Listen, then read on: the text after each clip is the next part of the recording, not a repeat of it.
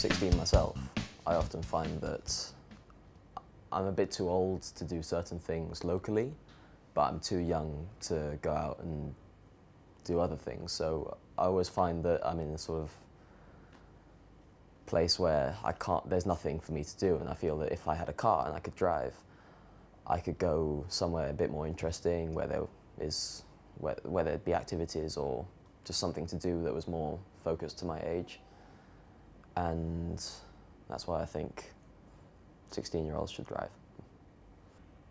I completely agree with that. I think it's a great idea. And I have a job. Like I teach English classes to my neighbours, and it's a great way to earn money just to spend on little things, like if I go shopping, so I don't have to depend on my mother. Because it's a way for teenagers to feel like more self-sufficient, like not so dependent on parents for clothes and CDs and concert tickets. I think it's a great idea. Yes, I agree with this statement. I believe it is completely unnecessary to kill animals to eat. It is really unfair and cruel to do so. But also, when they are growing these animals, they are in very small spaces and they live horrible lives. The baby chicks, for example, when raising chickens, are killed, and I think this is extremely unethical.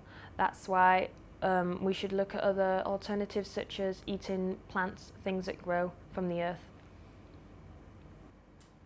I completely agree with that statement. In my opinion, the government has no right to stop free speech. I mean, our ability to demonstrate in public has, well, changed everything. From the suffragettes to promoting women's rights to, well, Martin Luther King with his I Had a Dream speech. All were possible because the right to demonstrate in public. And the idea that a government would want to take that away, well, is preposterous, in my idea. Yep.